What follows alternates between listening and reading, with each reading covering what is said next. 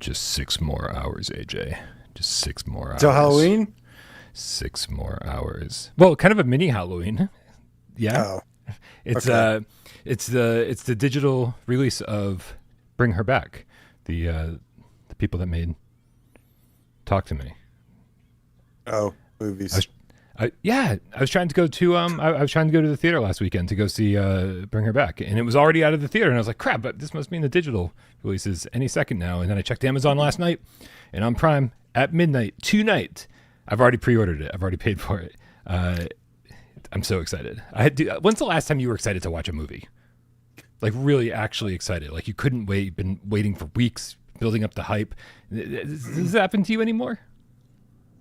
All I know is that it's been a while. Damn it, you made me do it. I think that's the first time ever.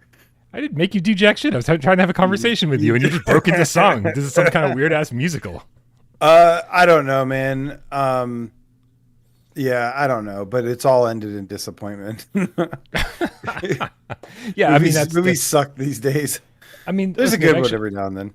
Yeah. I feel like they're getting better. A lot of the ones I've been watching recently have been really enjoyable. I want to see F1 because it's done by the guy that did Top Gun Maverick, and that was like really good for its like practical, filming and everything. So it like makes you feel like you're in the cockpit. Okay. That was really good. So I'd like to see F1. It's also getting really good reviews. I watched Dune 2 over the weekend, and it was okay. Like it was pretty good. I love the movie, so aesthetically pleasing. But like that, I made a mistake of not watching the first one first, and it's like Dune is already super hard to follow, and if you go and watch the second one without refreshing your memory on the first, and like it's just like, okay, I don't know what's going on, but I'm here for the ride. So you don't want to talk about Bring Her Back? No. All right, then let's talk about PSVR2 stuff. Let's do that. Woohoo! Let's go.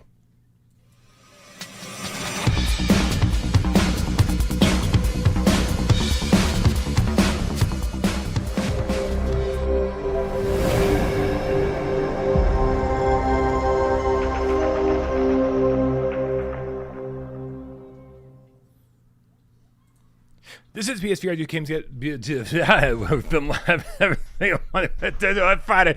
We do this at 6 p.m. Eastern. But you care about those fucking ears too. Mine's prop phone and this guy over here from the underground. Hi, Brian. I made it through. Are you okay? No. You made it through, man. We'll just... Yep. Yeah, no, you did great. Good job, Brian.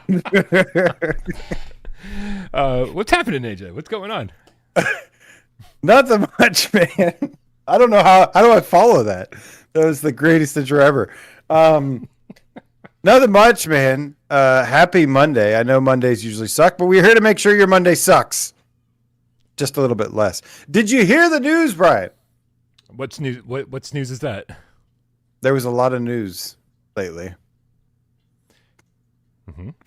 No, it's been pretty good, man. Last week was busy as hell. I've got my channel back up and running, like well-oiled machine again. It feels good. Feels like I'm back with a vengeance. And yeah, man, it's just like every week is like, okay, these are the 2 games that you have to get through and review this week. And these are the next week. These are the 2 games you have to get through and review this week. And it's just like, whoo, okay. All right. It's the best problem to have, but it's a lot of fucking work for playing, for trying to enjoy some video games. Yeah, it's the best problem to have, and staying on that schedule is great for about a week or 2, and then like you're like, oh my god, I've put out like 15 videos in 2 weeks, and then you just crash and go, fuck Firmament. Like, spoiler. Yeah. Let's check in the chat. I need to hear. Listen. The headline of the show is why I'm not reviewing Firmament. So I don't think anybody here is here under some illusion that I've got lots of good things to say about it. And today is it the embargo lifts, or is it just like a first impressions lifts? I think it's review embargo. I'm pretty sure. Review embargo. Okay. But it doesn't matter whether we're calling this a review or a first impression. You're going to hear everything that I have to say about it today. Yep. Yep. I only have a first impressions. I played the first hour, so. Yeah, I don't have much more than that. Trust me. Like my goal. We'll get to it. We'll get to it. Jason Okay, Ewing we'll get there. with the level 1 membership says, "Don't forget to thumbs up everyone." I mean, one at a time. Thumbs up, everyone. Yeah, I mean, it would get really messy. Whoa, if we whoa, started whoa. doing multiple thumbs up at a Please time. buy me a drink first. Whoa. Oh, I don't know. Andrew Ehrenreich with the $2 says, "Did you know that Eli Whitney invented the cotton gin?" It's like, I mean, Hey, that's fun fact of the day. I like I love fun facts. what? This It's like a pretty the only thing they unfun ever fact. taught us in Black History Month ever. Yeah, I was gonna say this is like the only unfun fact I've ever heard, but it's in the right spirit. Like who's George Washington Carver invented peanut butter? I was These are gonna like say peanut butter. all I remember from middle school or elementary Yeah, school, whatever like- it was. I don't even know why I made that connection. I just like heard it and it just stuck in my brain. I guess no, it makes perfect sense because I fucking love peanut butter. I eat a peanut butter and jelly sandwich every single day when I don't want to do food prep. So I eat peanut butter and jelly sandwiches every single day. Well, fortunately, I love cotton, so Eli Whitney is topping my game.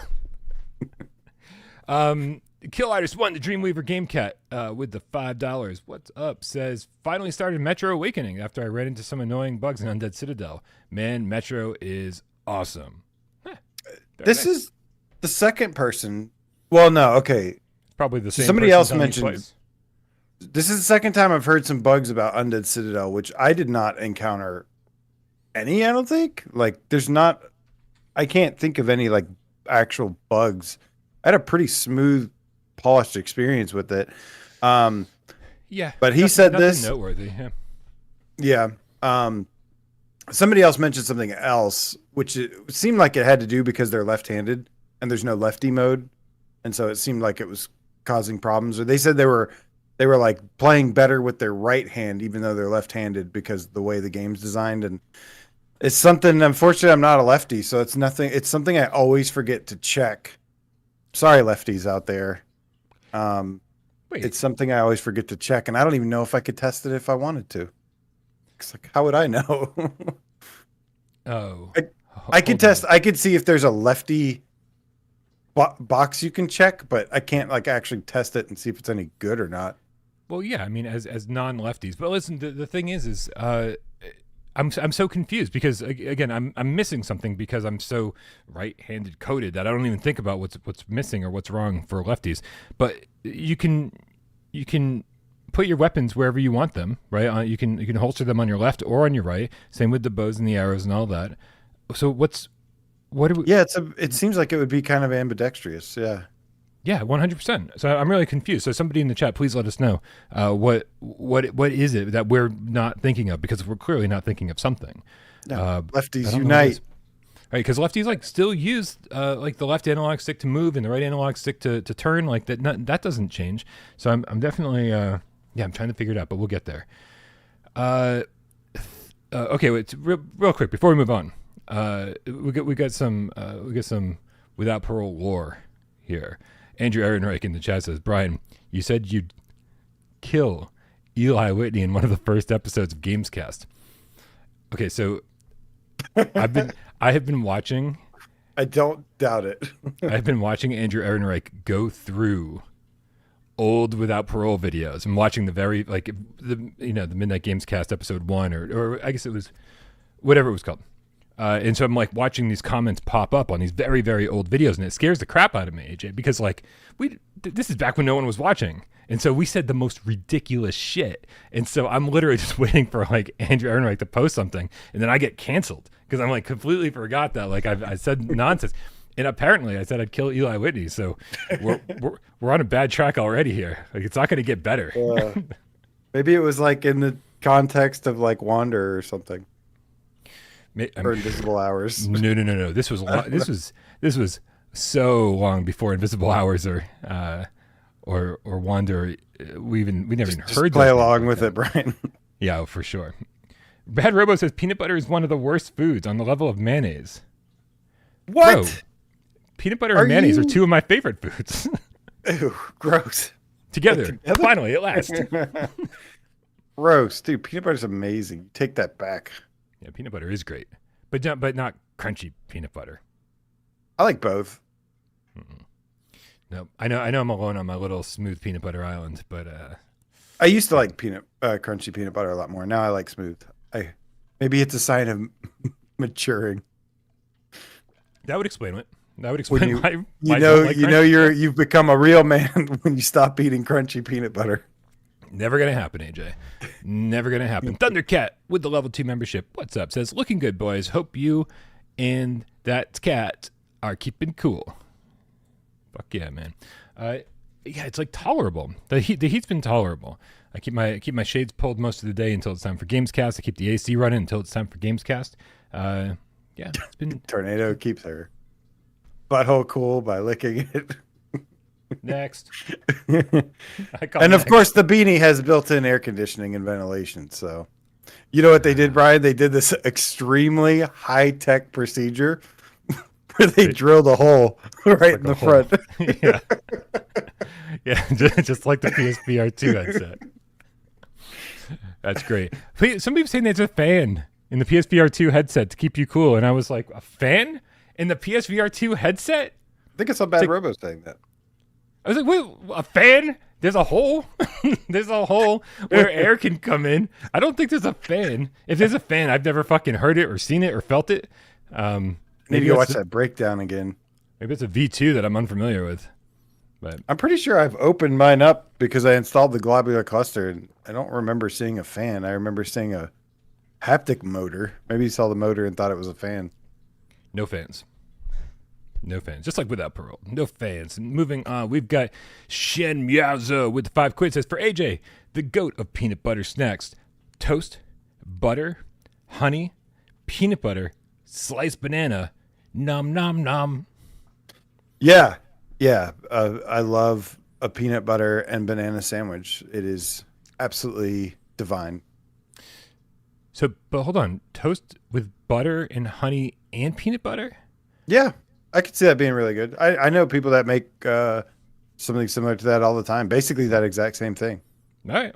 Listen, I'm learning something new all the time. You know? It is good. You put a little love into it, man. You put some love into your cooking, and you will enjoy. Basic. Dude, I used to be, but I just can't like anymore. Like now, I have to like do everything right and put some time and effort into it, and it is a lot better. It's more time consuming, but it's so much better.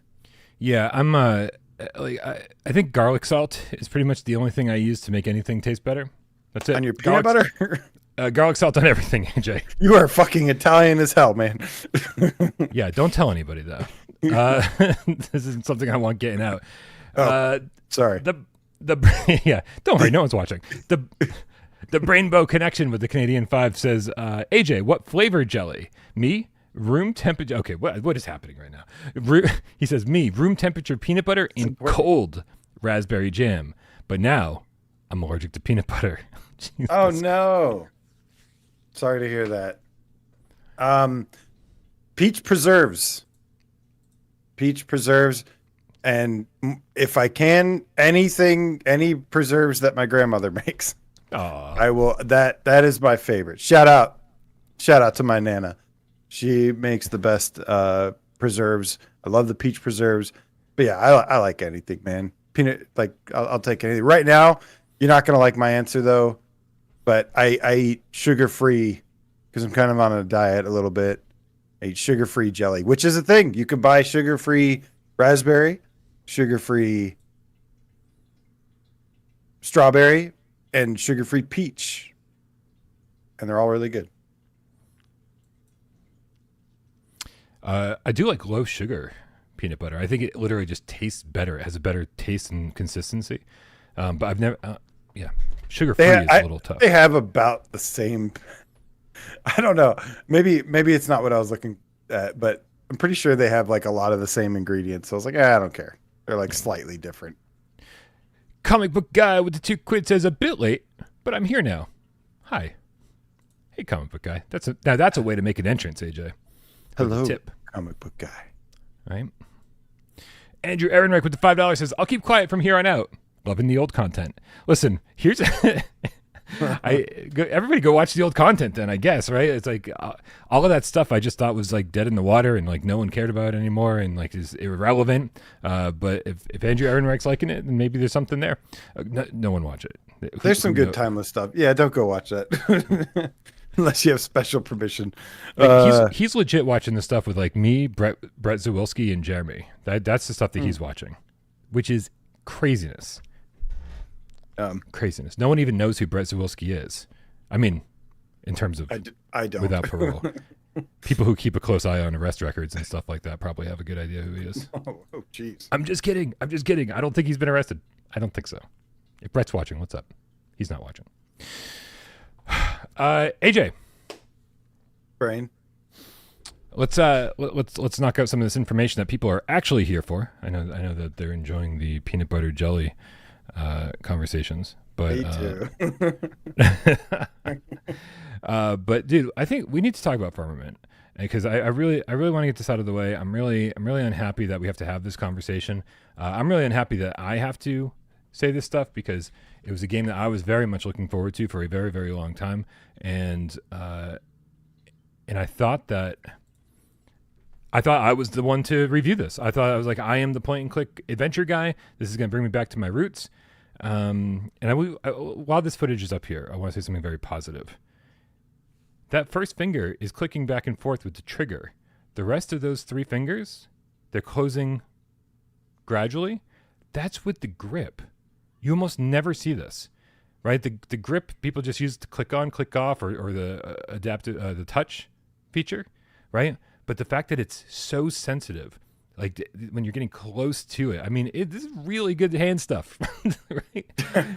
Really good hand stuff. So for a game that I don't think has a good VR implementation, it's like they started off somewhere really strong, and they were like I was really, really impressed by stuff that doesn't really matter all that much. Is like how close your fingers are to the grip button to actually depicts properly on screen. It's crazy. And then people do care about that a lot though. And that was something I noticed right away is that it uses the touch grip option kind of like, how some people like always, there's a lot of people that like the touch detection. So you don't have to press down the button and hold it. Like you can just literally just rest the controller in your hand and it will, with a closed fist or whatever, a little bit, and it'll grab onto it. And yeah, but you're right.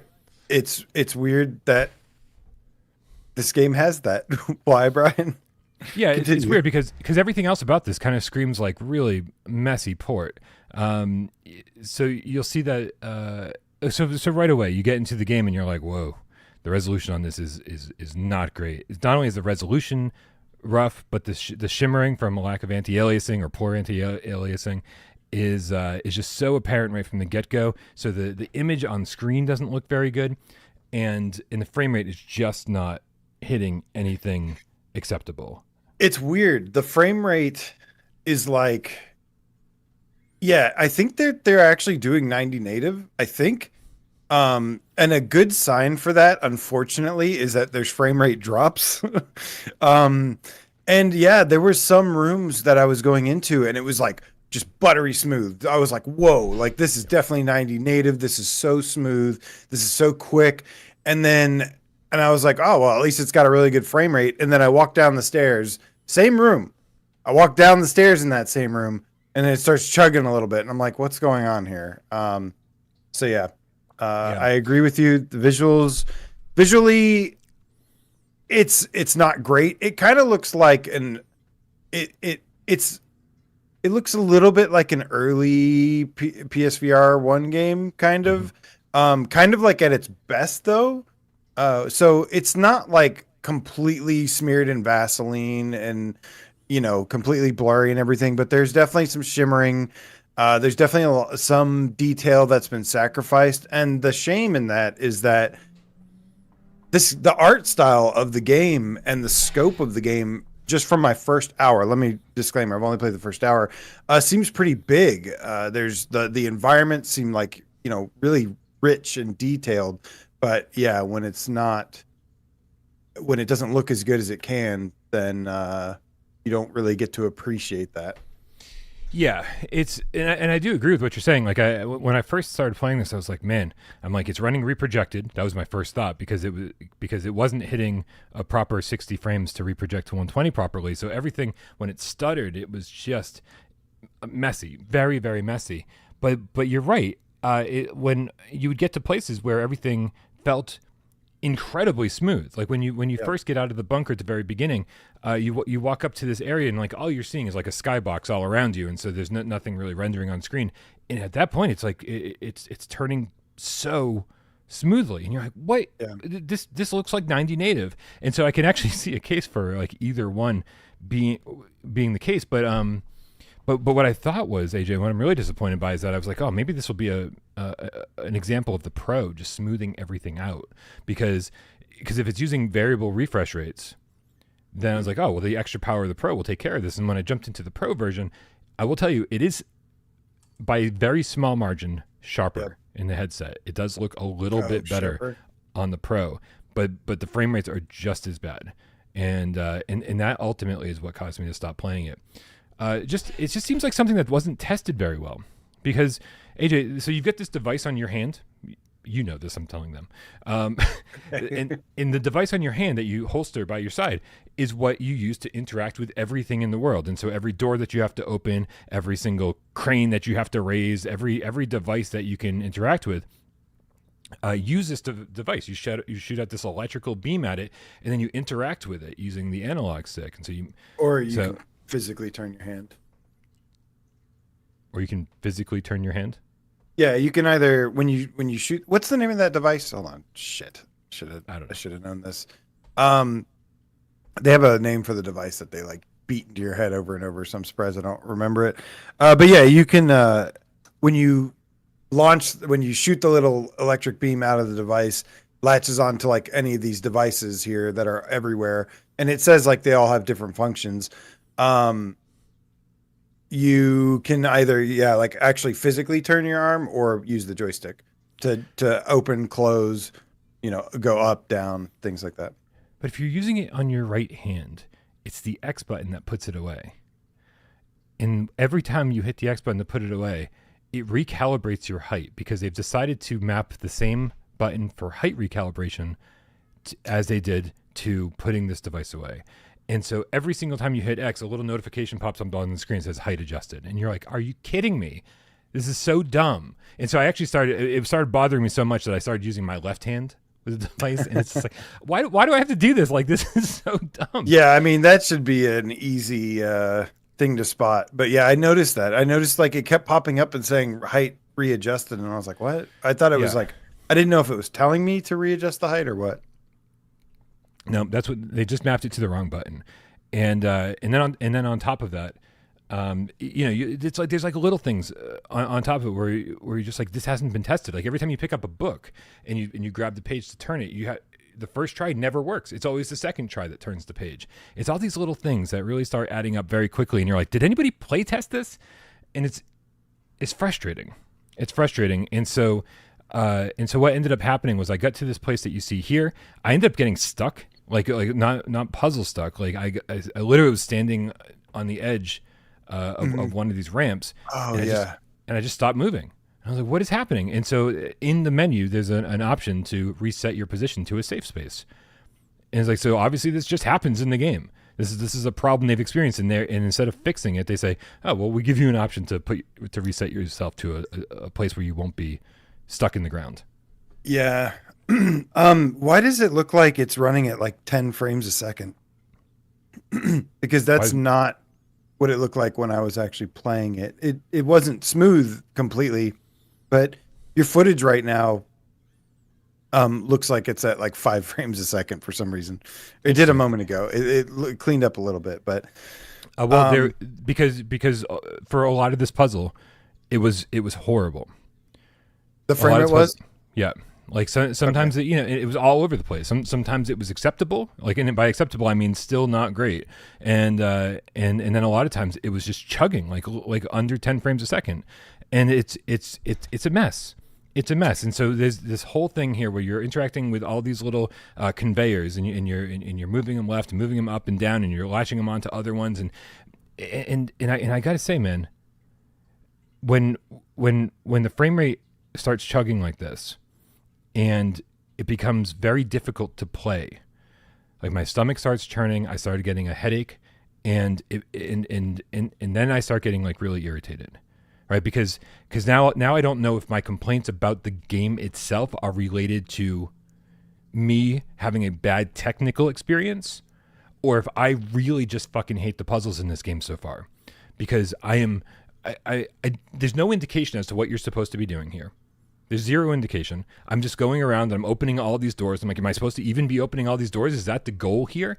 I feel like I've gotten to every place the game wants me to be. I think this is where I get stuck. And then there's this whole elevator with all these plants on it, and I'm moving the plants up and down. There's no puzzle. I feel like puzzles, when designed well, are supposed to give you an idea of like what you're trying to do, just by the nature of them, by the presentation of them. And I felt like I was like, I'm opening all these doors, I'm raising these plants up and down, I have no idea what I'm supposed to be doing, and I'm getting sick in the headset while doing so. So now I have no idea if I was just getting frustrated because of the technical problems or because the puzzle's really poorly designed. And at a certain point, I pulled out my phone and I was just going to follow a walkthrough. And I said, nope, you know what? This is totally fucking unfair to me. And it's not fair to me to have to sit through this and sit through a game that's literally making me sick in order to do this, in order to put out a review. I was like, this is really incompetence, I think, on the part of the developers. Well, okay, so this game obviously has been in development for a long time. It feels like they've spent, what is it, like 2019 that they first started on this? So 6 years. It feels like they spent about 5.5 years making the game and about 2 months on the PSVR2 version. And unfortunately, the developer, the studio is going through a rough time right now. In case anybody's missed it, they've had 2 big rounds of layoffs that they've publicly announced. So this has not been good for Cyan Games, and it's really unfortunate because I do think, I don't know, like, so I was having a little bit of fun with this. Like I actually was kind of enjoying it because I do like the style of puzzle game that's like discovery and mystery, and that's kind of what the Myst games are like, right? Like the Myst and Ribbon. That's what they are. No, you just kind of wander around and you read stuff and you kind of just find objects that you can keep or interact with, and then you just kind of discover the rest of the game and solve it too. And that's kind of what makes it a unique experience. So it was similar for that for me. I like when it comes to puzzle games, I like environmental puzzles a lot more than here's a little, thing on the desk and just fiddle with it until you whatever, or put this shape into this shape and match the shapes like a 2-year-old. I like, when it comes to puzzle games, I like stuff like this, like Zing or whatever. It's nowhere near on the level of Zing, though, and that's part of the problem because the game just seems extremely unfinished. The climbing is like super janky. Oh my god! I fell off the ladder every single time. Like you grab the rung and you pull yourself up, and it immediately resets you back to the bottom or back to the top wherever you started every time. Yeah, you start to go up and then you're back at the ground again. Start to go up, and your hands disappear, and there's no good physics interactions.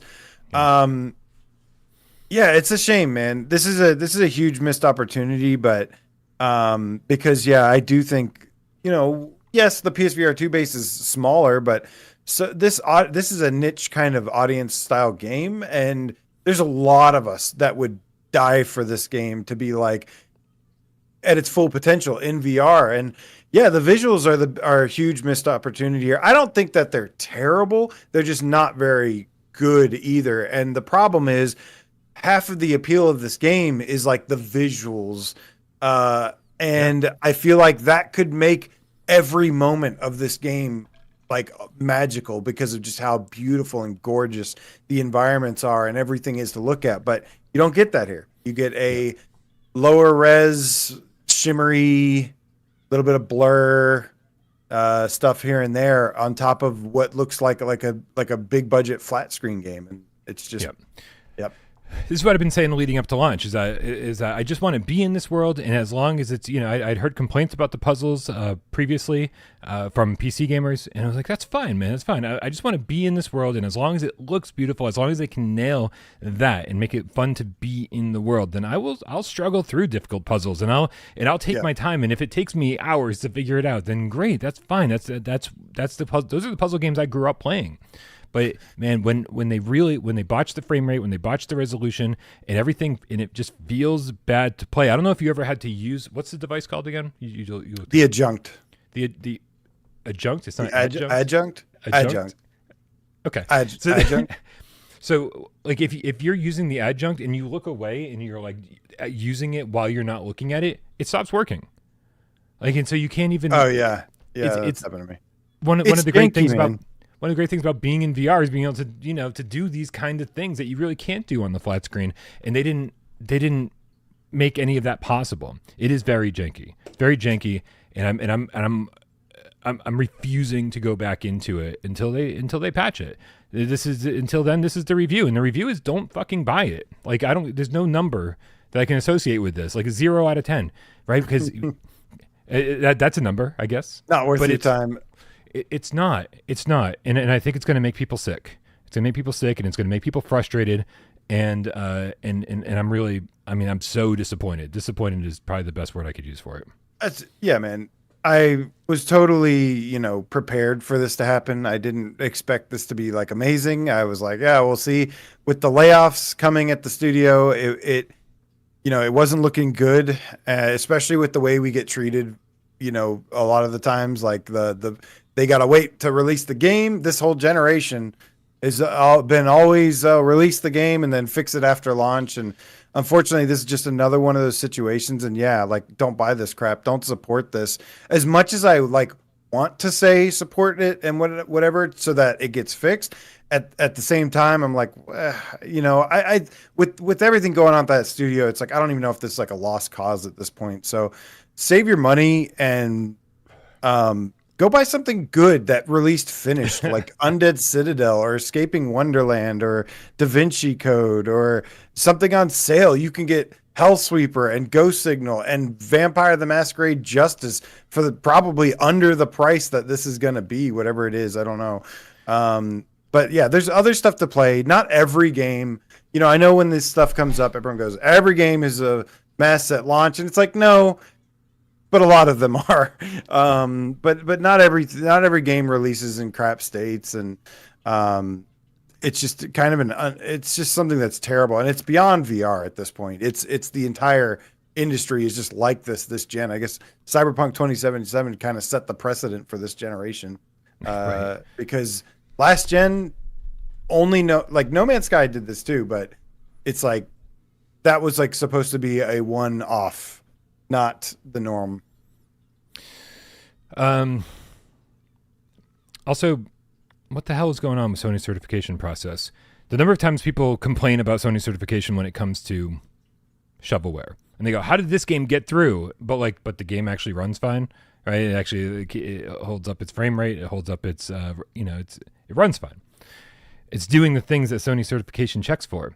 This game failed certification a couple times for its UI, and so they had to make sure they implemented the right controller buttons and right controller diagrams and all that kind of stuff. But it shouldn't have passed QA ever, not in this state. And so it failed a couple times, but it should have failed a lot more times for these reasons, for these frame rate issues. So I don't know what's happening.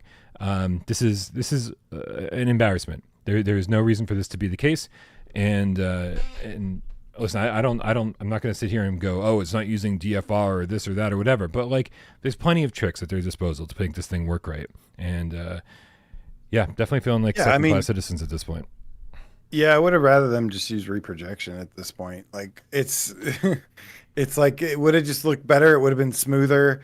For these high graphics games, you have to use reprojection sometimes, and I think it works a lot of the time. Yes, it's not a guarantee to fix everything. It could make things worse in some ways, but yeah, man, I don't know. It just seems like a bit of a lost cause at this point. Like I said, go. There's everybody's struggling out there. Go buy the games that like did their job, did their end of the bargain, and go support those instead. This is bullshit, and it's getting annoying.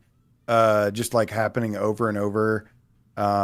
A lot lately. We were on a really hot streak for a while of like, oh, good games, like games releasing finished and awesome, and now we're just on this streak again of just like, it's like, dude, you could have just like, I don't know, it's a waste of everybody's time, and it sucks because we waited a long time for this. We waited 6 years for a unfinished game. So don't, let's just stop talking about it. Let's not finish talking about it because they didn't even finish the game. So they don't even deserve a full review. Yeah, don't man, buy it. And just forget about it. I enjoyed Truck Simulator 25 VR American Driver more than this. Although that's sad and scary. Listen, but again, I really enjoyed that game. But even though it's broken and buggy and terrible, yeah. But I mean, I did. I enjoyed it infinitely more than this. Yep. This is a disaster. I do have to be honest. I do have to be honest though. Like I didn't get to the point of like super frustrated yet. I was actually kind of enjoying the game, to be honest with you, a little bit. It wasn't great. Like I said, I think the visuals, the not great visuals hurt it the most for me. I think I could appreciate what it is if it just looked like beautiful. It'd be perfect. Like it'd be like, yeah, because I'm just exploring, enjoying the visuals, everything. Yeah. But you take that away from here, and it's like, okay, now you've just got kind of like a simple puzzle game.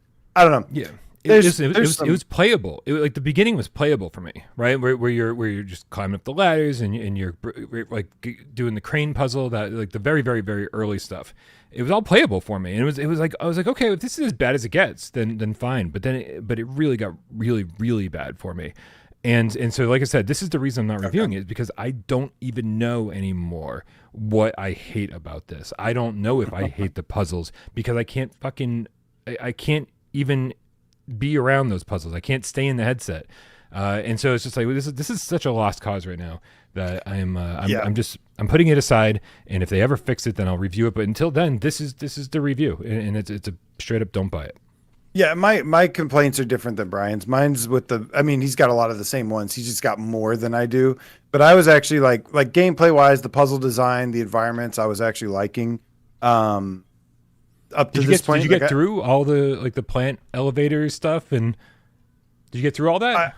I didn't get past that. No, I did like most of it, I think, but there was I had a little bit more to do.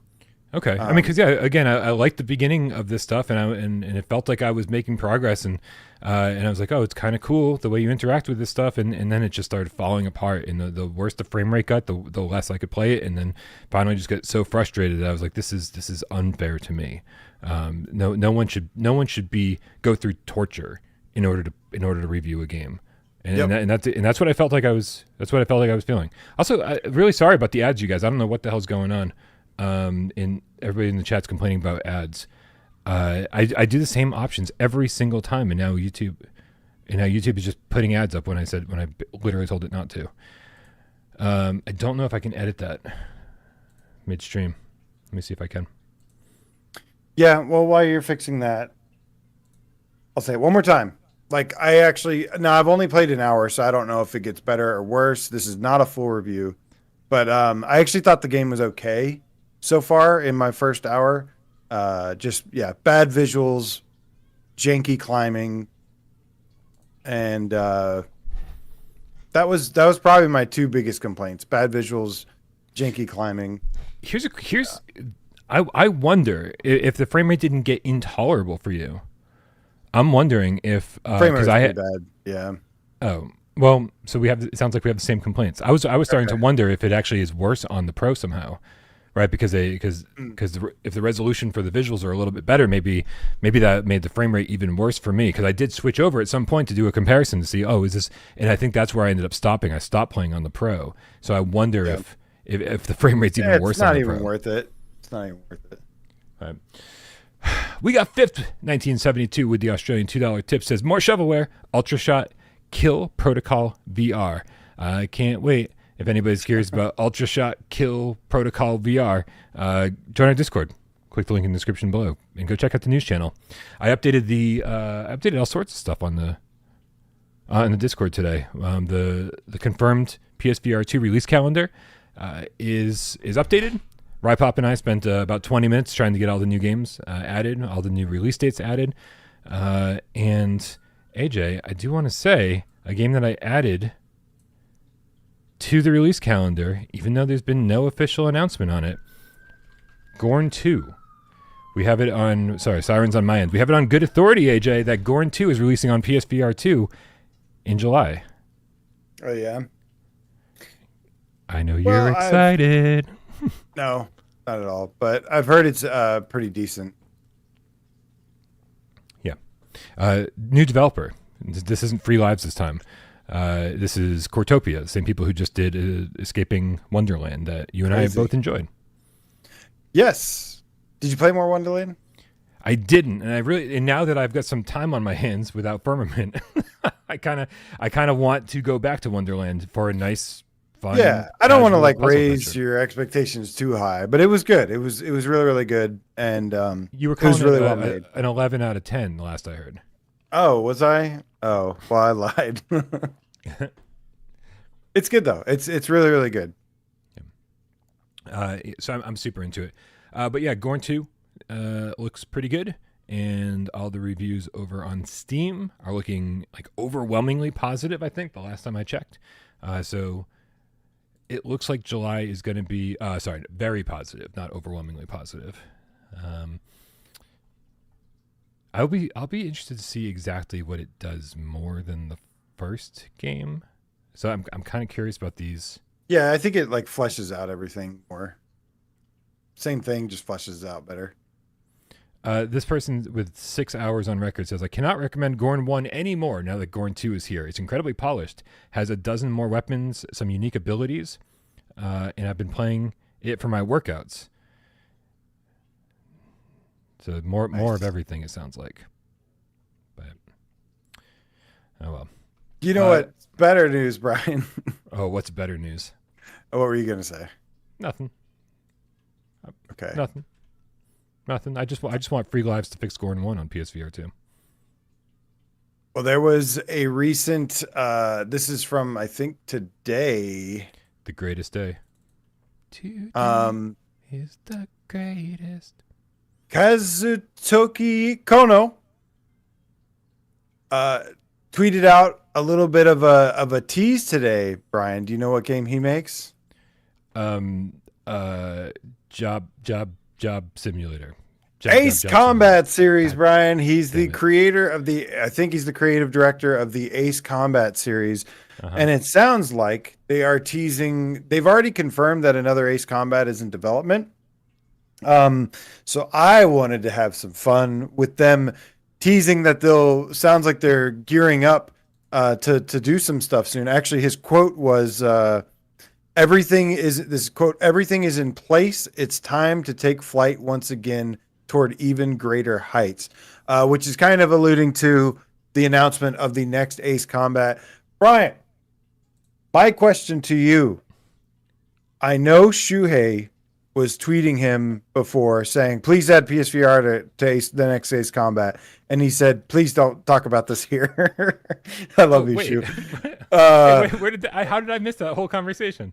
I don't know, but I think I've told you about it before, but Shuhei was doing, his awesome thing. And yeah, he said that. And what do you think the odds are that this game has been in development long enough, kind of like a Resident Evil Village or Gran Turismo, where Jim Ryan didn't get his greasy little fingers on this, and they have a VR mode that's going to be included with the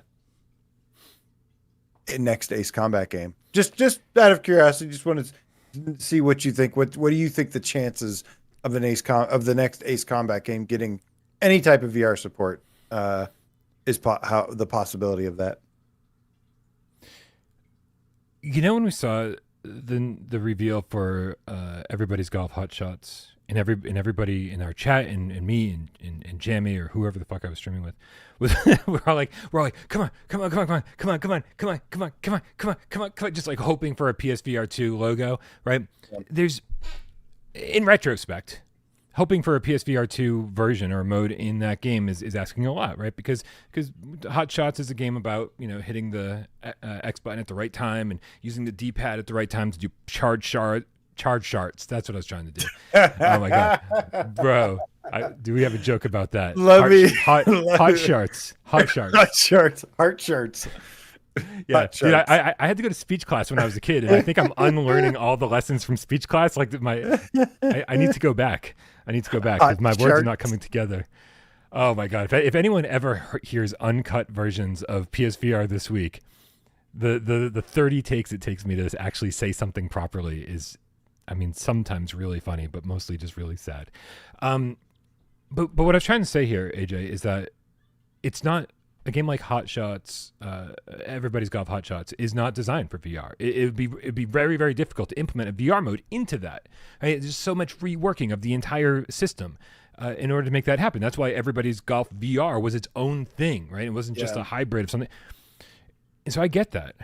But when you look at something like Ace Combat or Ridge Racer, these are games where you're in a cockpit, you're in the driver's seat, and, you know, implementing wheel support or HOTAS support is not that big of a deal. The biggest question is like if they were wanting to give us two hands in the game and to actually interact with things in the cockpit, a la Aces of Thunder. So I think the answer is, AJ, there's no reason why they can't do this. This is the perfect genre and the perfect type of game for PSVR2 support. Whether they're going to do it or not is a completely different story. But but with a game like this, they have less of an out when it comes to, me persecuting them. There's no excuse for them not to do it. My hope is that this was already in development thanks to like Shuhei, you know, poking them. And it's just like, I'll just pray that it started development at some point and that it never got canceled at another point. We did hear a rumor. This is a huge rumor about Sony possibly developing two other games, but we don't know that for sure. It's just a rumor. Here's the thing. Number one, guys, I think this means that it's time. It's time to take to Twitter. I just posted Kazutoki's Twitter page in the chat. It's time to take to Twitter. You guys know what to do. Game Cats, assemble! No. It's time we start making some noise, man, and just telling them, you know, just say, I love the first PSVR version. I really did. And I would love please, you know, bring this to PSVR 2 as well. And, you know, it's not going to hurt anything. Just do this. This is how things get started. And we just make some noise about this. I think with them teasing this, now is the time to start, you know, making them aware while the iron's hot. Yeah, absolutely. And just playing some of this old footage from the PSVR 1 version of Ace Combat 7. Just, it hasn't even taken off yet. He hasn't even gotten off the ground. Just what an epic mission this was. This is so good. So, good reminder of what we could be in for. Very exciting. I mean, obviously we have Aces of Thunder, which is going to be, I think, pretty good. I agree with your point, though. Like, you know, with this, you don't need a full VR interactive VR cockpit. I mean, that would be cool, but we don't need that. We just need a first-person cockpit point of view and the HOTAS, and that's all we need. And we'll be happy. That's it. Absolutely. I mean, like eye tracking for some of the targeting and painting targets, and that's it. Yeah, listen, but this is not a game that like I'm gonna be like, oh, why don't we have two hands in the game? If what it takes is for them to add HOTAS support and allow us to keep using the DualSense in VR, then perfect. That's totally fine. Again, very minimal effort. Man, So it would be really cool. There's a lot of perspective announcements on the horizon. A lot of things that could be really exciting if they happen. I mean, you know, Resident Evil 9 is a big question mark still. This is a big question mark. When the hell did we get the last Ridge Racer game? Did they just stop making Ridge Racer games? I don't know. I don't know, but I have the original like somewhere nearby. the PlayStation in the 1 big original? box. I've got the big box of Ridge Racer and Twisted Metal like right around here. Nice. But yeah, PSP man, was still the best one. I think it's time we start time to go mobile. Oh my god, I'm so done with you. So done. With No, start making some noise, guys. Look, it's not a guarantee to happen, of course, but it doesn't matter. We don't stop fighting around here, and we get some wins here and there, so it's 100% worth it. Spread the word. We can mourn the losses for sure, but make sure you celebrate the victories. We get so many great victories, dude. VRacer, baby. That's right. Yeah, and that's and people are talking about how much they are absolutely loving that game on other platforms. Yes, so I was really happy to see that too. Yeah, that's one to look forward to. I've played it on Quest and Steam, and it kicks all sorts of ass. And it's going to give us our Wipeout fix, and then for the other 12 of us, it's going to give us the dream of a Jet Moto fix as well in VR. That works for me. I give you a lot of shit about Jet Moto, but Jet Moto in VR would be amazing. Yes. Is anybody getting ads still? I clicked something different, and hopefully that means the ads are gone. Yeah, no, AJ, like I was saying about Discord, I never actually finished talking about Fifth's donation. He was talking about more shovelware Ultra Shot, and then I started talking about Discord. If anybody's curious about Ultra Shot, I think it was Kisnell that actually went and posted screenshots of Ultra Shot. But while Rypop and I were in updating the list of confirmed PSVR2 games for the rest of the year, dude, the list is so long. We've got July, August, September, October, November, December. We're literally halfway through the year right now. Today marks the halfway point of the year. Don't do math. You'll probably prove me wrong. But there's 6 months left in the year, and there are so many great games coming for the rest of the year.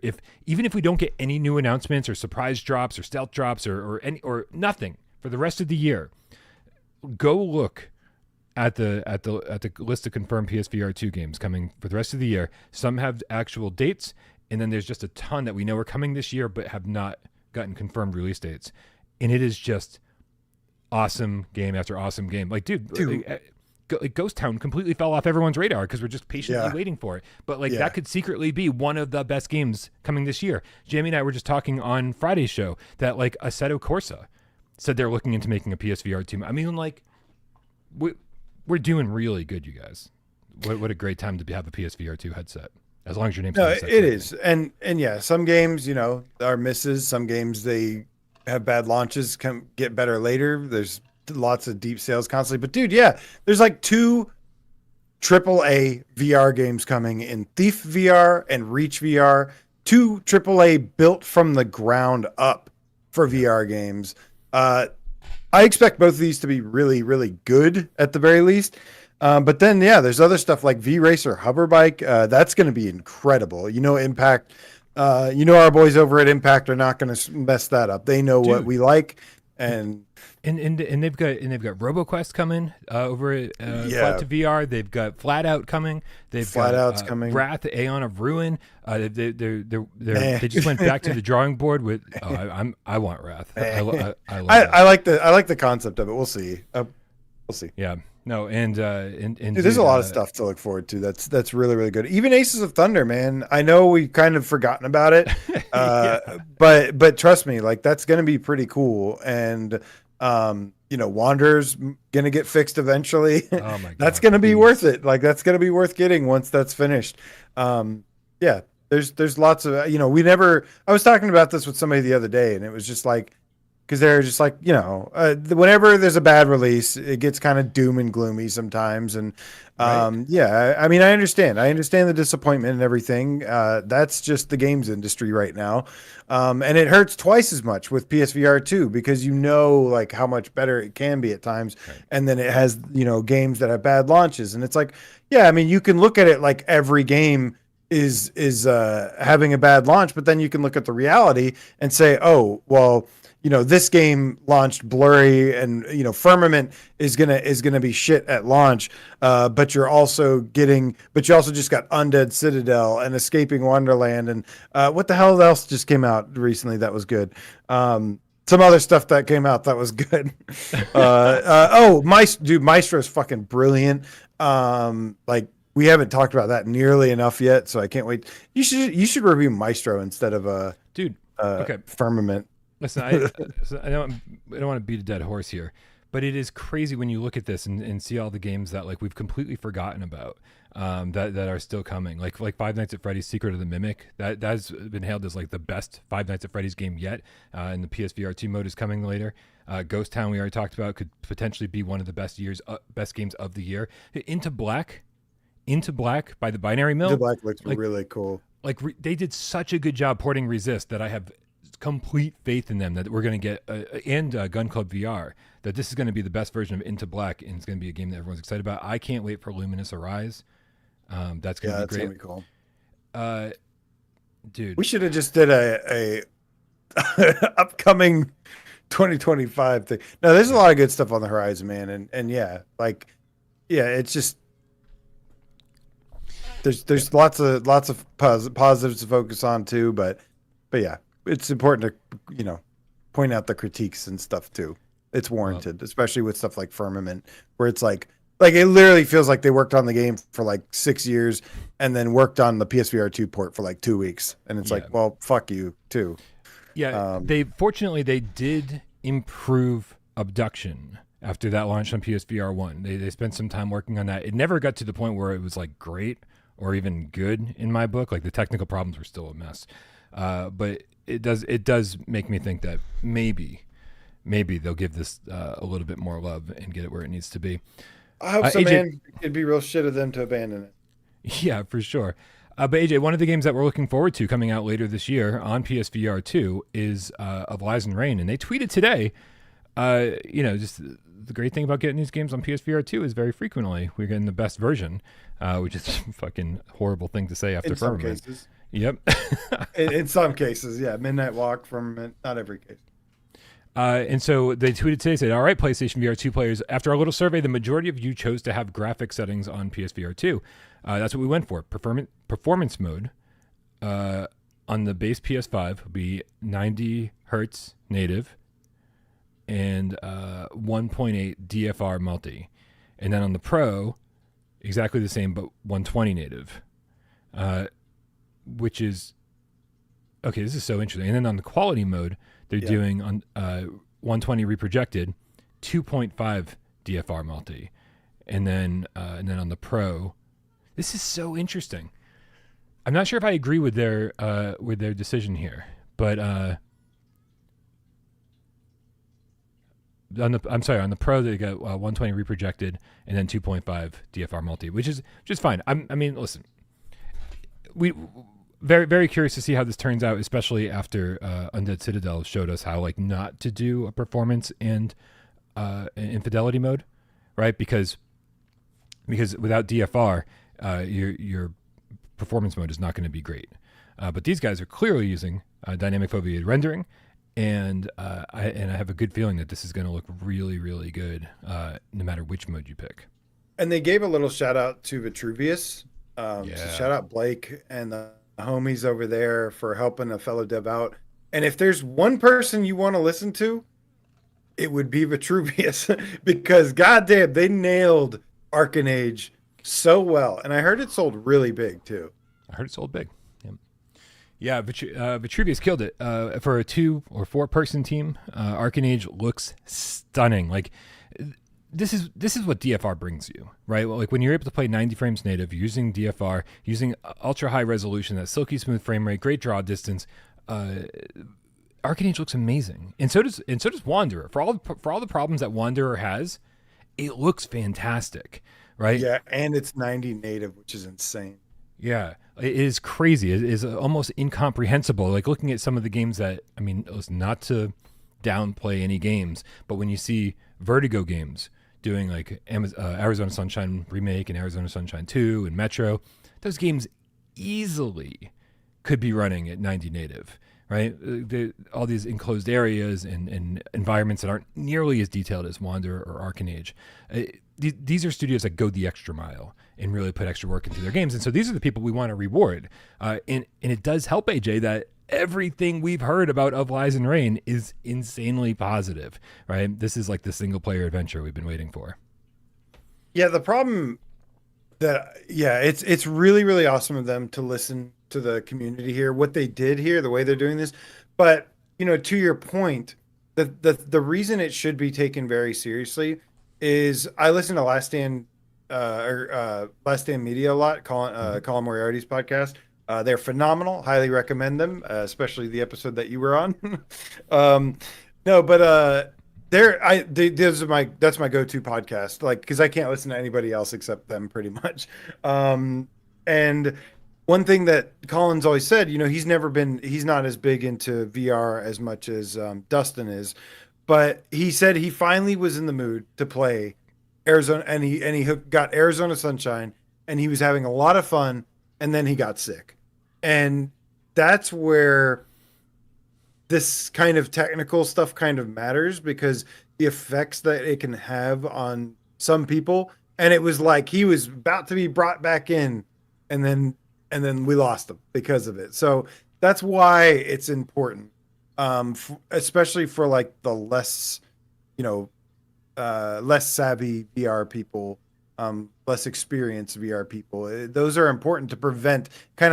It kind of keeps like a safeguard against like making them sick or something like that. So yeah, all this stuff's super important for that reason. And for us, it's like we just want it to look the best it can. Yeah, for sure. Yeah, man, I've got like a pretty iron stomach when it comes to VR, and that's why this new development with Firmament really threw me for a loop. And then there's people who struggle with even solid frame rates. And I think reprojection has been a really bad thing for a lot of people who deal with motion sickness, right? Because whether they're seeing that ghosting or not, it's triggering something in their brain, and right. It's making. Yeah, so a lot of people just can't play. And like I've said, games like Metro, Alien, they can get away with it. Undead Citadel, because it's a lot darker. But those vibrant, colorful games like Horizon and Arizona Sunshine, it's way more noticeable. I didn't actually, again, not sensitive to reprojection. It didn't bother me in Arizona one bit.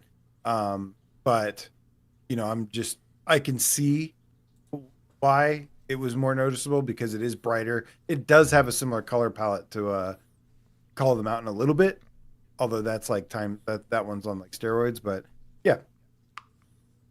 I'll take your word for it. Yeah, I mean, listen, anytime you see a cactus in Arizona Sunshine and then you smooth turning, it's like there's 3 cactuses. Yeah, it's crazy. Anyway, listen, like just one more game that we're really, really excited for, and we're really glad that they're taking PSVR2 seriously. And if we can get all developers to take PSVR2 this seriously, then I think then these little stumbling blocks that we keep experiencing are going to be fewer and further between. But it's important to call these things out and not support the studios that are not doing good work. Yeah, or be constructive. Try to be constructive about it, and I don't know. Anyways, go ahead. Sorry. Yeah. AJ, we got to get to our main topic here before it gets too late.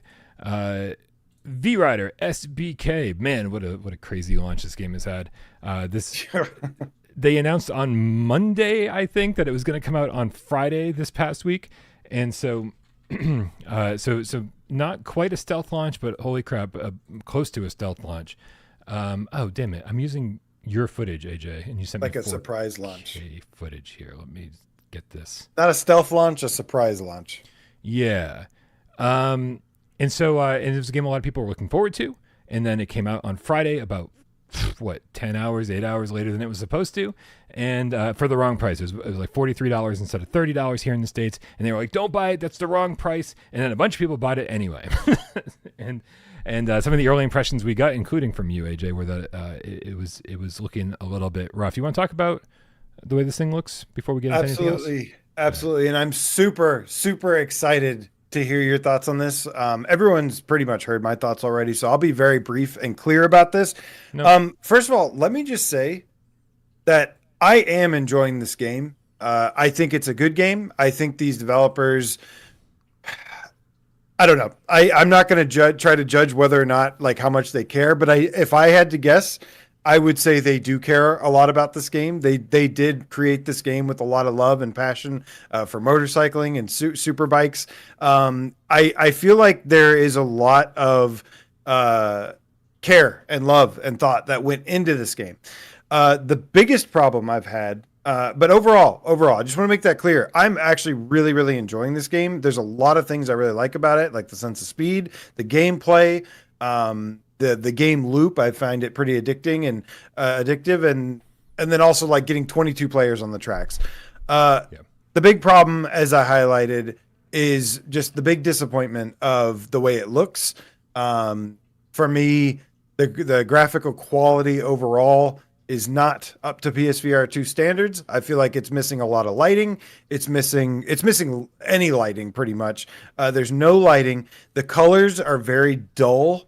And then performance-wise, the biggest issue I've run into is some frame rate stuttering, dropping here and there, especially when turning really fast around corners. I'm noticing a little bit of stutter, and it's like when you're competing, you can't have performance stutters like this. If you're just playing casually, it's like you can get by whatever. But when you're like, if you're actually competing, like it literally made me miss a challenge because it was like stuttering for a second, and I got kind of like a little thrown off. But yeah, man, I am actually really enjoying this game. I think it's fun. I think it's a good game, but it needs a little bit of work, and especially for the price that they're charging, it doesn't feel like it's 100% there yet.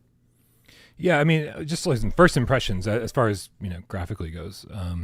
I was surprised. It just kind of looks gray. It looks like they turned the saturation down. I was not impressed by the color palette, and for a game where you're constantly looking out on the horizon, right? That you're not looking at the stuff in your hands or the stuff right in front of you or the stuff that you're holding. That's not this kind of game. It's a racing game. You're looking out on the horizon. The horizon should look better than that. The horizon is, it's got lots of shimmering. It's a low resolution. This needs to be fixed, and so. So yeah, wasn't thrilled with the way that it looks, but it runs really smooth, and I love when a racing game runs at 90 native and feels fast when you're moving, and it does that. AJ, I think, and I am having fun. I want to preface this by saying I am having fun, and I'm looking forward to playing more. But I need to ask you, how the fuck are you playing this? Because I know I'm old, and I'm fat, and I'm tired, but you have to hold your hands out. Yeah. And by the second race, my shoulders are like on fire, and it's like doing a plank. We're just like legit. It's just something I wasn't really thinking about. Don't you lift weights and stuff? Yeah. So I'm not holding my arms out all the way. I'm just holding them out just in front of me, and I'm just going like this. Yeah. That's it. Like a little prairie dog or something. Yeah, but still, it's you're holding your arms out, right? This is not a first-person shooter. You're not resting your hands by your side. You don't get to rest them every so often. Like for the entire race, they're out. Listen, I understand how this sounds. It sounds like I'm like it's like fucking. You might be the laziest person on the planet. No, I'm just kidding. By the second lap, my shoulders are on fire, and I'm just like, wow. Whoa, this is, and so then I start like, trying to rest on my knees, and it, right? Yeah. You don't like my knees? No. What about my toes, AJ? What about my toes?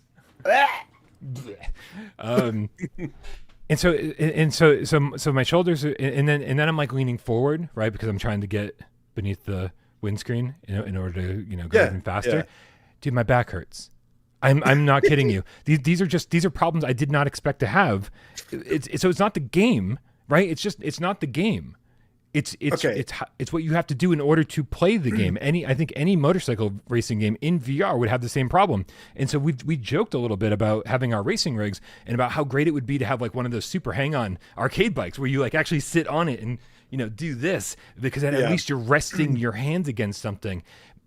I am shocked by how fucking out of shape I am. You listen, this happens with a lot of VR games. You just got to play it once. This was your first day of playing it, right? Yeah. You just played it for the first time today? Yes.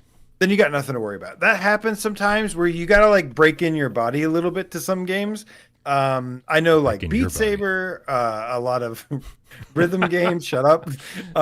There's a lot of games that like the first time you play them, you're really worn out. It's just you got to get used to it, and maybe you're doing it wrong a little bit, probably too a little bit.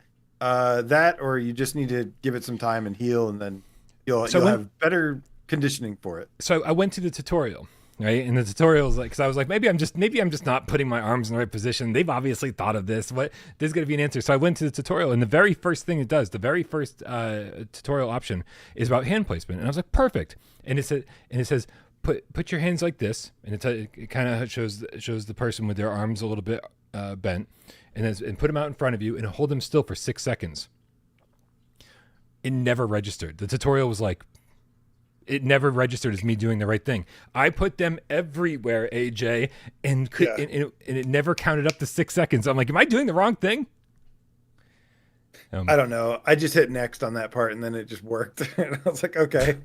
Are you using the trigger, the triggers to accelerate and brake? Okay. Yes. I got to start on easy mode, right? I got to start on easy mode before finally getting into the more difficult ways of playing. I'm just trying to get around the track without crashing.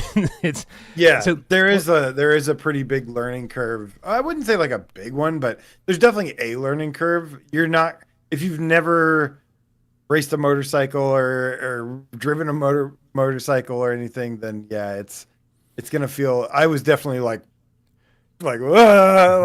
all at first. Yeah, like my driving was definitely very sloppy at first, but it's getting better, and that's why I'm liking this game, because it is skill. I do think it's really well like balanced skill base wise. And the better you get, the faster you can go, and the more fun it gets. So it gets like pretty rewarding that way. I think it's pretty good in many ways besides the graphics. Listen, I want to be clear. Like, this is a Brian problem. Okay, this is not a VRider SBK problem. And so I am enjoying it enough. And even during the course of the time I was playing it, by the end I was like doing so much better. And in terms of like actually taking the turns properly and actually placing. It's got the racing line that is really useful. Yeah. And so I am getting there in terms of like skill level. And so hopefully, I mean, listen, the same thing happened with Sprint Vector. The same thing happened with, I think, maybe even Creed or something like that. I remember there being games where like, I didn't even know that there was a muscle there, because you play it and you're just like, why am I so sore? And so this is, so this is definitely something I need to figure out, because I do want to keep playing it. I am happy, though, AJ, that the developers do seem to be interested in listening to feedback in terms of like the resolution issues. They said they're looking into solutions.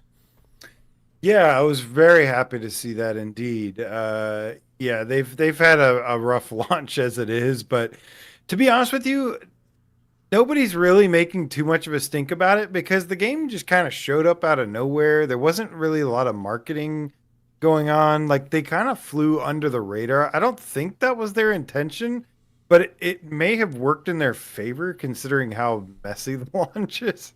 Yeah. It may have actually worked out, but yeah, I mean, it sucks in a way, because it's like, if there is a good game, you want to get the word out, but yeah, they really, like, I thought they were going to have a much more like bigger, more ceremonious launch. Undead Citadel just kind of ate their lunch, because I don't know, they didn't promote it. They didn't promote the game at all. Like, they just said, "Oh, it's coming in a week." Okay. And they were just kind of quiet until disaster launched. And then right. Listen, I know in the grand scheme of things that Without Parole is a pretty small channel, right? Like, I mean, like, so many of the channels I watch on YouTube have like 1 million subscribers or 5 million, right? So like, people say 100,000. Oh my God, but it's like, nah, we're still very much a small channel. But to not even announce the game a week before launch meant that I couldn't even include it in PSVR this week, right? It was like, here's my PSVR this week. And now a game got announced afterwards, right? So it's like they didn't even capitalize on all of us small channels that are willing to spread the word. So that want to. yeah, exactly. We never got review keys for this. I went out and bought it at the $40 price because that was my only way of playing it and reviewing it for you guys. And I will get it. They did post about, to anybody who did buy that, by the way, they did post about it, and you should expect like an automatic refund of the difference. Oh, good. Yeah. So they contacted Sony, and I actually called Sony and they said that, yeah, this is a known issue that we'll get this escalated, you'll get an email once it's been like credited back or whatever. But then they said that you don't even have to do that they'll take care of it. So good on them for that. At least they're making it right here. I think this is their first PSVR2 game. And it's not really that uncommon for a first time launching a game on PSVR2. There's issues you encounter. It's actually not that uncommon for the first time, especially. But I am really relieved to hear that they, they do seem like they care. The fact that they're saying that I kind of chalk this up to, it seems kind of just like, I hate to say it, but it just seems like they kind of didn't know, or maybe they rushed it out too fast without doing a little bit better research. But it's like they obviously seem like they care. But yeah, it's like that was a big thing to miss out on. Some of the best PSVR, taking advantage of all the PSVR2 features. There's no DFR, there's no HDR. There's a little bit of haptics just when you're changing gears. Yeah, that's about pretty it. Good. There's nothing else. Yeah, there's no headset rumble, I don't think. So it's like, yeah, I think they didn't. Something happened where they missed, like, the fact that this platform has a lot of really good features to enhance the gaming experience, and they seem like they know how to make a game here. Like they do. The way it's structured and set up and everything, like, it seemed like they know what they're doing. I don't know their background, their dev history, but it seemed like they know the basics at least. And so I think the game is at very least like some good bones right now. There's a lot of conversation in the chat about how overly sensitive the steering looks in the game. And I haven't felt that so far. Like, I mean, I feel like it's as sensitive as it needs to be to make some of these sharp turns. That's just us sucking. No. Listen, I think the problem here lies in the fact that, the bike looks like it's swinging all over the road, right? Because that's our vantage point, right? This is another inherent problem with a motorcycle racing game in VR, right? The bike's going to swing this way, like, pretty dramatically when you're turning to the right, and so I don't know, man. I think, let me ask you this, AJ. When you're doing this, are you leaning? Are you leaning when you're turning, or are you just sitting straight doing this? Yeah, I think my instinct was to lean, but you don't have to, so I kind of stopped. The controls in VRacer Hoverbike are different. So they're completely different, actually. But yeah, because you don't really have to, like, maybe if I'm like, I probably mix it in a little bit of leaning. Maybe sometimes it makes me go, come on, like, get that extra, just turn a little bit. But no, I think I mostly just, I lean a little bit, but not much. But I think that's why it looks so, the steering looks so dramatic and so sensitive, because our camera is right in the middle, and then every time we do this, the bike swings over this side. And so if you saw, if the camera came with it, I think it would seem a lot more like what you'd be expecting to see. The way you control a bike, though, I mean, I would think that your head would generally stay pretty straight, and you'd be moving the bike. And some cases, like you lean when you're like you really tight corners and stuff, you'll lean naturally a little bit. But I think the majority, I think of like having a bike in between your legs, and you're manipulating the bike. You're not like completely, I don't know. I think your head would kind of stay focused a little bit. It's a little, I don't know. I think this is one of those issues where it's like the social screen it maybe isn't really conveying what it's like to be racing in the game. But yeah, I don't know. Listen, a lot of good stuff going on here, and but we definitely need them to clean it up a little bit. And I need a lot more practice. I'll be giving this game a lot more time this week, and we'll be looking forward to getting a review done at some point, because this there's a lot here. Yeah, I think it's good, man. I think, like you said, it needs to be cleaned up a little bit. We'll wait to see what they say. Because they said that they're exploring solutions for like the graphics and performance, and I think there's something about this game that I think like works really well, and it reminds me of, do you remember like back in the day when there was like the one race, like motorcycle racing NES game or something like that? Like there was like the one F1 game that like this has some of that like charm to me. Like it's like it's like early days, but it's also like kind of revolutionary in a way, because it's like we don't have any like bike games. I mean, I don't know. I think it's pretty cool. Maybe I haven't played any motorcycle games in VR before, except for VRacer Hoverbike, which I absolutely love. But this is different. This is more like a serious. This is like what's that Drive Club motorcycle game? Oh, right. I forgot that even existed. What was that? Yeah, this is like a better version of that. Jesus. Give me Drive Club. Bring back Drive Club, Sony. No, there's a lot of things Sony needs to bring back, but maybe Drive Club isn't one of them. No. We got to get caught up on tips. Not sure. Brondo with a $5 tip says, nothing like going full retard right out of the gate. Best intro ever. Rock on. Wow. Okay. Excellent. Thanks, Brondo. Good. That was Brondo saying the R word, not me. Go fucking cancel someone else. Red Rover the effing Game Cat with a $10 tip. What's up, man? He says, it ain't the puzzles. The game is making you shut down cognitively. You stop being able to think. Your brain is trying to fix what can't visually be fixed. You get sick, frustrated, and irritated. There we go. This is exactly what I was trying to say about Firmament. Is that like, this is why I can't review it, because I can't even judge the game properly, because I'm too busy trying to get over just the fucking technical hurdles. But well said. That's what I was trying to say, Red Rover. So thank you for saying it better than me. Alex Blanco with the €5 says, no ads here in Germany, in case that helps you diagnose the problem. Yeah, I did. There was an option that I didn't click properly. It's YouTube is always trying to shove as many ads as possible, and then there's usually about 2 or 3 options that you need to click to make sure it doesn't do that. What I try to do, and I was talking to AJ about this, is that I try to make it so there's not ads when you're watching live. Incentivized GAMESCAST so that you're here watching live. There's no ads. Wonderful. And then if you watch it later, there's an ad like every 25, 30 minutes or something like that. And so, but just a benefit to watching live, or benefit of having premium. I have premium.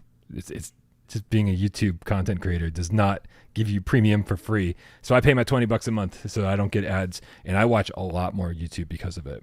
I'm not telling you guys what to do, but God, I love YouTube. I watch more YouTube than I watch Netflix. I watch more YouTube than I watch Prime. I watch more YouTube than I watch anything. Best deal going.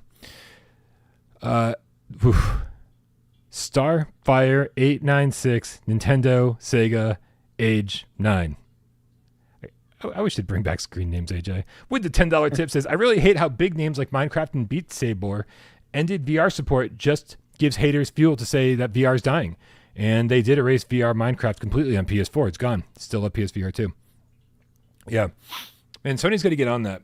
I know a lot of people are complaining about Meta, but I guarantee you that the Beat Saber thing is an agreement that they had with Meta. Sony's obviously made some kind of deal to have Beat Saber on PSVR2 for the first couple of years of the headset. And then that contract expired and nobody at Sony cared enough to renew it. That's my theory on what's happening there. Well, all I know is that Resident Evil 9 getting a VR mode announced would be a complete suck my balls moment from Sony. Sorry for the language. This is not a kids podcast anyways. But that would be a great, like, just for the morality of it almost. I want to see it happen. I mean, yeah. I'd rather just play it, but Dude, I mean, listen, when Hitman got announced for PSVR2, you would have thought that like all sins were forgiven. The excitement, the positivity, right? And then the game came out and it was like fucking insanely good. What?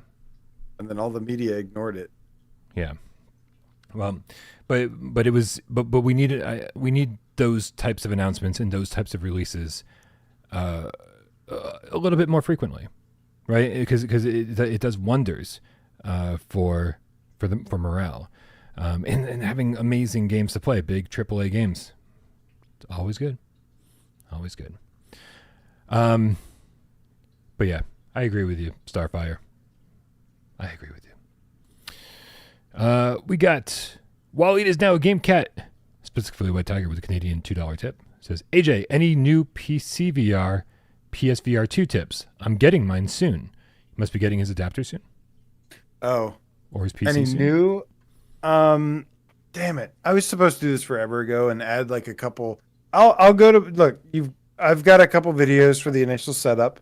Go watch those and it'll give you like 2 years worth of experience in 30 minutes. And then I need to make a note to pin a comment with some updated notes and tips. So thanks for the reminder. I was supposed to do this like a year ago. I haven't touched my PC and like PC VR stuff. Aside from playing Midnight Walk on it, like I guess I do some testing. I play a little bit more than I thought, but I don't play it for like fun just because I don't have time anymore. But I look forward to the next chance I get to jump back in because, yeah, like I've said before, a PS5 and a PSVR 2 and a PSVR and a PC is basically endless VR awesomeness. VR Resistance, like, you didn't review it, Brian. We need all the coverage we can get for the big games. Yeah, well, the fucking people need to try harder in order to make my job easier. I can't. It's very, very difficult for me to review a game after it's out because it's just like, man, it's like falling behind. Now I got to move on to the next thing. And so you'll see a pattern with that when I'm not able to get my hands on a game prior to launch, then it just doesn't. Reviews tend not to happen. Also, when you see games like Undead Citadel, that review was a 15-hour edit. 15 hours for fucking Undead Citadel. That was only like a 5-hour game, right? What all this means is that like I need a better system to review games because that's not sustainable. Not anymore. You have to. Yeah, it's like that doesn't work for you anymore, right? I mean, it's never worked, right? It's. I mean, a 15 fucking yeah, but I burn out like every other week, and like, oh, Brian, why didn't you review this game? Oh, because I was in bed for 3 days, like trying to give my eyes a break from staring at a fucking computer screen. It's not what I'm doing. What I'm doing right now is not sustainable. And I agree with you. I completely agree that these are games that need reviews. And it's just like I work so many. People have no idea how many hours I work on this channel every single week, which is fine. That's not your job. But to be like, oh, when are you going to find 100 hours to not only play as much a Hitman that needs to be played, and then on top of that spend a week editing? I don't know. Time is my biggest enemy. And so I'm very proud of all the VR content creators that are able to do this and manage their time better and not make the reviews quite as fucking ridiculous as I do. And so I'm glad that they're pulling the weight when they need to, because sometimes, man, I just fucking don't have it in me to do it. No, not AJ. Because AJ's No Man's Sky review is still missing. I asked you a year ago for that one. I failed my application. Yeah. I'm just too busy, man. I tried it once, and it almost cost me everything. So I've learned my lesson. But I do what I can. Yep, same. I'm doing what I can. And honestly, if the opportunity ever falls in my lap, I'll take it. But right now, what I'm doing works for me. Yep. Same, which unfortunately right now it just means like I'm reviewing much smaller games than I'd like to, but we'll work it out. Or I'll just fucking crash and burn and go work at McDonald's, which I think would be a much happier existence. Looper, the Underground Game Cat with the level 3 membership says, "What if those two Sony games?" Okay, listen, we gotta fucking stop this narrative, right? What was the article? Yeah, what was this article that came from? It was a bullshit hit piece because somebody was pissed off for not getting review codes or something. Yeah, it was somebody who has no inside information on anything. Keeps talking about first party PSVR2 games. I don't think that person knew what they were talking about. That is the most likely answer. Like they were referring to Synapse as a first party game. And it's like, well, guess what? If Synapse is a first party game, then so is Village. Then so is Resident Evil 4 Remake. And so is fucking Hitman, World of Assassination. These are all first party games because Sony's paying for them to happen. Right, and so this is a problem. Like if you're referring to Synapse as a first party game, then it's an issue. Sorry, I'm sorry, Looper. I'm taking my anger out, and I didn't get it to out of your system. Yeah, almost ready for some 20 questions though. Oh, good. What if those first two? What if this is not a therapy session, Mr. Paul? But I need all I can get. What if those two Sony games in development were my first GT and Climate Station? Yeah. Listen. More than likely, that's the case. I would not expect any first party Sony PSVR2 games. They supported it out of the gate. We got Gran Turismo. We got fucking we got Horizon, right? And they I think that was great support out of the gate. And then they said, all right, now this is on third parties. We've given you a great headset with great tools at your disposal. You can make your games look fantastic. You can make them look better and feel better and play better than any other headset. And I'm including Steam on that because of the DFR, because of the adaptive trigger support, because of the headset rumble, because of the awesome haptics and the controllers.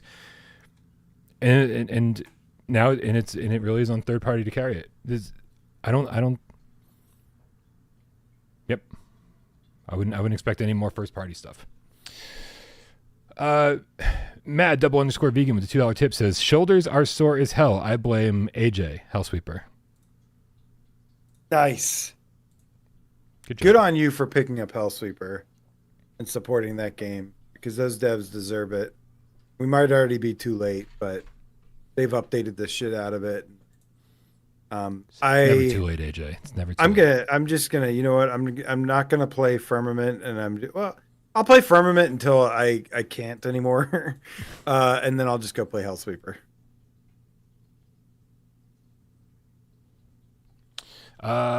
We got Ace Phil with the level 1 membership says, channel up and running? ? Any viewers' choice news ? Oh, what? Yeah, I think Ace Phil. What up, Ace Phil? He's commenting that I said, my channel's kind of back from the dead. I was just taking a mental health break and was operating my channel kind of like how Sony operates with VR. But no, I just took a mental health break and I'm easing back into things. I'm figuring things out. Let's not jinx it. I got a good thing going. I got the momentum. I did Viewers Choice for 2 or 3 years. I don't even know how long. 2 years. Viewers Choice. Every Saturday.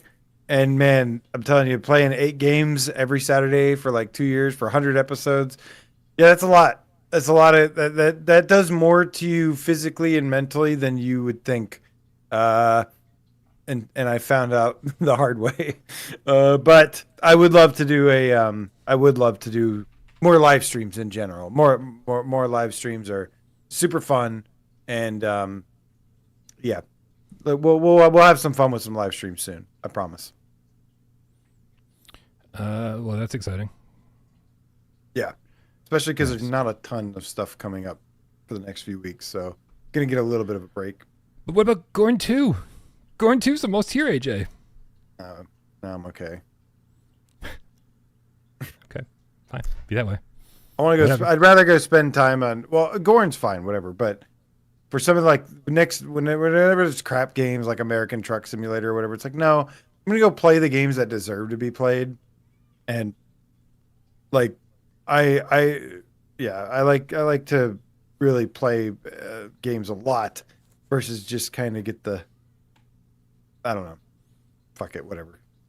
Niles around the game feeling with the $5 tip says, jumped in late. As much as I love you guys, I'm still buying Firmament regardless. Okay, hold on. Before we even continue the statement, you don't have to qualify that. we're just here to tell you about the game. We're not telling you what to do.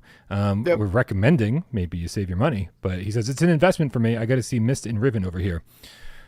My hope is that you enjoy it and you're able to push through it better than I could.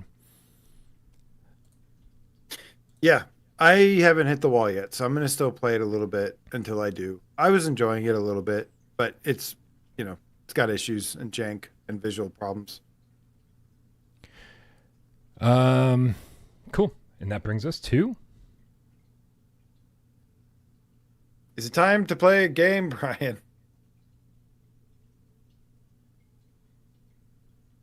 Yes, it is. Okay. Yes, it is time to play a 4-minute challenge. And it is, I think I got a game picked out, man. I think this is a good one. I think the streak is dead, right? Only one person knows that, and that's Looper. I don't keep up with it. Maybe Looper can tell us.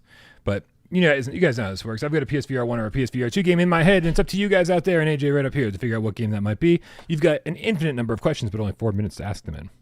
So make sure you ask good questions, and then give AJ good suggestions on what the game might be based on the answers I give. AJ, are you ready? I is ready. On your mark, get Des, go. Is it on PSVR 2? Yes. Is it on PSVR 1? Yes. Ooh, was it a free upgrade? I believe so. Upgrade? Was it a launch game? I believe so. It saddens me that I can't go to Moss. Is it a top 25 game? It depends on when the top 25 came out. It's a great game. It's a great game. Yeah. Is it a shooter? No. Not a shooter. It's not Starship Disco. Is it creepy? Oh, no, it's not. Is it based on a popular IP? No. Okay. Is it an MMO? Nope. Is it an RPG? Nope. Is it a caveman simulator? No. Is it a top 10 game? No. I mean, it's a a great rhythm game, but no. Is it a puzzle game? Yeah. Okay, it's not based off popular IP though, so it can't be. It's on PSVR 1 and PSVR 2. It's a puzzle game. Is it usually on the top 10 downloads list? I don't think so. No. Okay. Guys, it's a puzzle game. Not based on a popular IP. Is it multiplayer? Yes. It has multiplayer. A multiplayer puzzle game. Not based on a popular IP. Is it a rhythm game? No. Okay. Does it have full locomotion? I don't believe so. It can't be The Room. It can't be Moss. Can't be Rez. The Room is a popular IP. Is it a sequel or does it have one? No. Is it Jigsaw Puzzles? Yes. Oh, Random Toxie. Is it Puzzling Places, Brian? It is Puzzling Places by Terminals.io, I believe is the developer. Amazing looking game. It looks great on PSVR 1. It looks even better on PSVR 2. The haptics are great. The audio is great for a 3D jigsaw puzzle game. Bro, talk about endless amounts of fun. Yeah, it's good. I really like the underwater DLC. That was like my favorite, and I wish they would do more of that. Because that was the last time I played it. Yeah, it's definitely been a while, but I am every time I jump in and actually play through a jigsaw puzzle. It's so satisfying. It's so many small little details, like whether it be from the visuals or the audio. It was a wonderful experience. Love it. Love it. All right, man. I think we are fading fast. I think the heat's starting to get to me. I got to make sure that I turn up the AC after this is all over. Or maybe open the window, get a breeze going on in here. Wake Tornado up, because I think she's definitely snoozing. We got Comic Book Guy with a 2 quiz. Says, I feel old. LOL. I turned 24 on Thursday. You feel old at 24? No, dude, no. I've got 22 years on you. You are. Oh my god. You're a baby. Shut up. Dude. 24. Me saying that, hey, me saying the good that thing made me is feel old. 24 is when my life started getting a lot better. So this is where your life begins, Comic Book Guy, technically. Yeah. Everything before 24 sucked. You're on crack. I had so much fun before 24. You had a much better childhood than I did, Brian. Listen, no, hey, listen. My parents are great. I had a great childhood, but like life started getting really good when I turned like 19. I think, just like, yep. That's when all the chaos ensued. No, my life was terrible until 24, 25. 24. Yeah. Oh man. Everybody in the chat is like, we're so much older than that. All right, you guys. Thank you so much for hanging out with us today. It was a pleasure as always. Lots of great stuff to look forward to. Can't wait to be having all sorts of great conversations in the future. I'm trying to figure out my week, and I should probably figure this out not on the air. But I don't know if there'll be a GamesCast on Wednesday or not. I'm trying to get away with the family for a couple days, and I think after the past week or two, I could definitely use it. So stay tuned. I will keep you posted. Make sure you join our Discord and to keep up with all the announcements over there. Also, make sure you subscribe to AJ over at PSVR Underground. Remember, his channel is back from the dead, and he's back with a vengeance, not from the sorts dead. Of content. Back from the dead. And yeah. Thanks everybody who subscribes to the channel. Thanks everybody who supports the channel financially over on patreon.com/withoutparolegames, or over here by being a member or tipping during the show. It all is very greatly appreciated. You guys are keeping the lights on. I couldn't do this without you. Thank you very much. But we care so much more that you're here, part of the community more than anything else. So thanks for being here. Thanks for hanging out in Discord. Thanks for helping out in the chat tonight, shooting the shit during 20 questions. The whole thing. Or if you're just one of those people that sits back, watches the show, doesn't say a goddamn word, we know you're out there, and we love you just as much.